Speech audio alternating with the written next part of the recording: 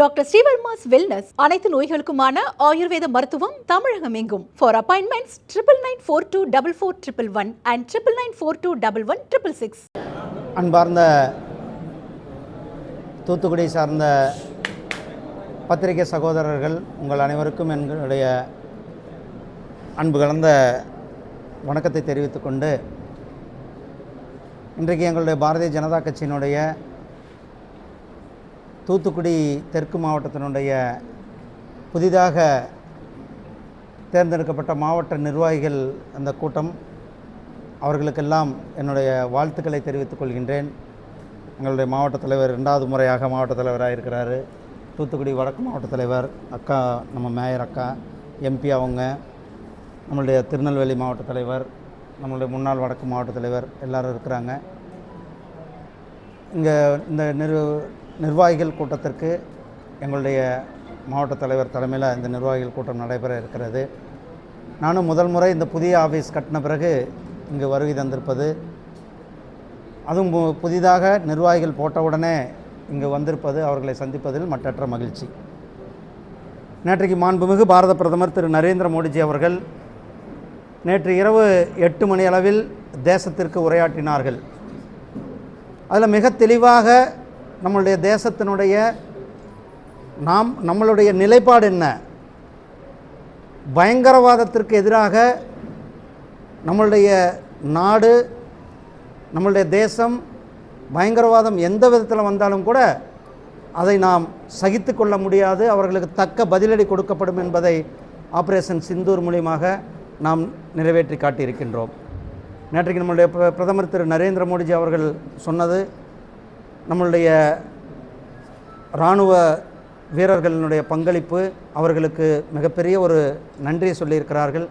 தமிழக மக்கள் சார்பில், தூத்துக்குடி மக்கள் சார்பில் நம்மளுடைய இராணுவ வீரர்களுக்கு நாம் ஒரு மிகப்பெரிய பாராட்டுக்களையும் நன்றிகளையும் சொல்லுவதற்கு கடமைப்பட்டிருக்கின்றோம்.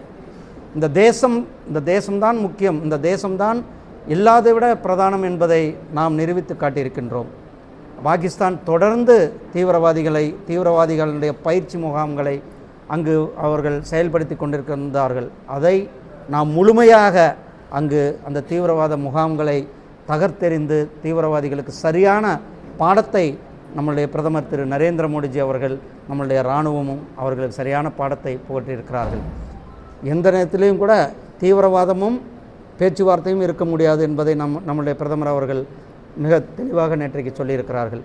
தீவிரவாதத்தை ஊக்குவிக்கவே முடியாது, கண்டிப்பாக அது நசிக்கரிக்கப்பட வேண்டும், தூக்கி எறியப்பட வேண்டும் என்பதில் நம்மளுடைய நாடு அனைத்து தரப்பு மக்களும் ஒற்றுமையாக இருந்து நம்மளுடைய ஒற்றுமையை வெளி உலகத்திற்கு நாம் காட்டியிருக்கின்றோம். உங்கள் சார்பாக மீண்டும் ஒரு முறை நம்மளுடைய இராணுவ வீரர்களுக்கு நம்மளுடைய பாராட்டுக்களையும் அவர்கள் ஒரு மிகப்பெரிய வீர வணக்கங்களையும் செலுத்திக் கொள்கின்றோம்.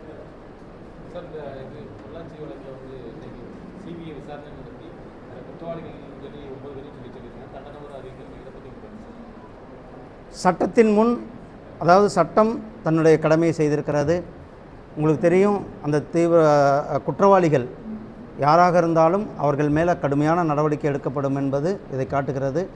இந்த குறிப்பாக சகோதரிகளுக்கு எதிரான குற்றங்கள், அதை 0 டாலரன்ஸ் ஆக தான் நாம் பார்க்க முடியும்.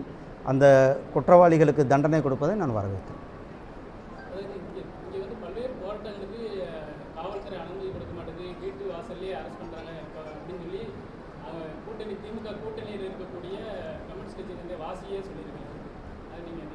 இதுதான் உங்களுக்கு தெரியுமா, கடந்த 4 ஆண்டுகளாக ஒரு மிகப்பெரிய அடக்குமுறையான ஆட்சி இங்கே நடந்து கொண்டு இருக்கிறது. இங்கே மிகப்பெரிய ஒரு ஊழல் ஆட்சி நடந்து கொண்டு இருக்கிறது.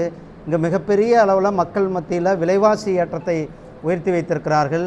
இந்த ஆட்சி அவர்கள் கூட்டணி கட்சிகள் மட்டுமல்ல, எங்களுடைய பாரதிய ஜனதா கட்சியினுடைய நிர்வாகிகள் மேலே எந்த அளவுக்கு அடக்குமுறையை அவர்கள் ஒவ்வொரு முறையும் ஏவி விடுகிறார்கள் என்பதை நாம் அதையெல்லாம் சட்டப்பூர்வமாக, சட்டத்தின் வழியாக நாம் எங்கள் பாரதிய ஜனதா கட்சி உறுப்பினர்களையும் எங்கள் தொண்டர்களையும் காப்பாற்றி கொண்டிருக்கின்றோம்.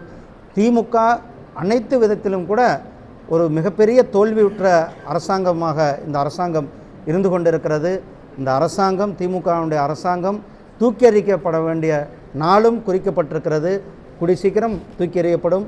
இங்கு மக்களுக்கு சரியான நீதி கிடைப்பதற்கான நாள் நிர்ணயிக்கப்பட்டிருக்கிறது.